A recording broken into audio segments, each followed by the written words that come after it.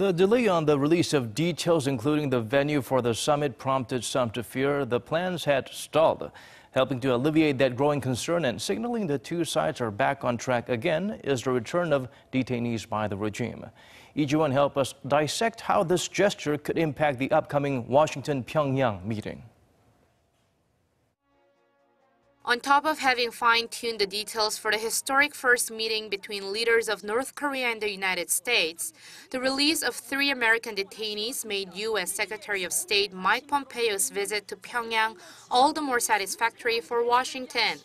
Some experts on North Korea say this was part of Kim Jong-un's efforts to show his sincerity towards the much-anticipated summit. With the summit ahead, this shows Kim's willingness to maintain a mood of reconciliation and show that he's determined to hold the meeting.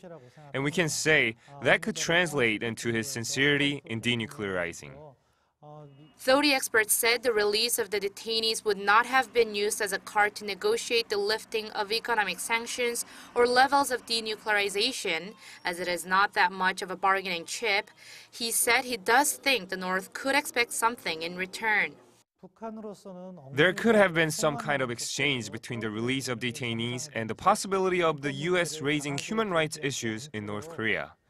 The release could be a sign Kim is sending to Trump, asking him not to raise human rights problems too strongly during the summit.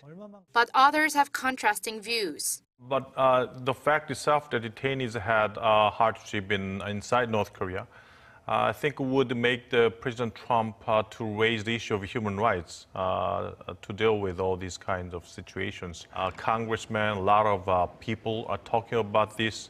There's still a lot of demonstrations in D.C. So I think this should be one of the important agenda in the summit. Human rights is one of the most sensitive issues to North Korea.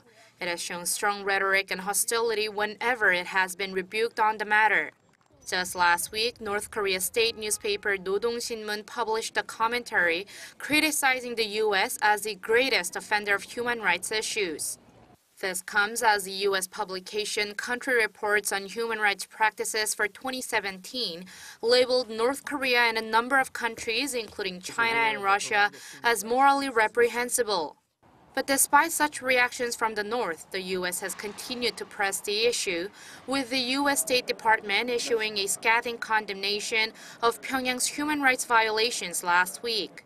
While some experts point to the human rights issue as one of the reasons for the delay in finalizing and announcing the details of the summit, they say the latest development between North Korea and the U.S. could mean the two have reached an agreement on the matter.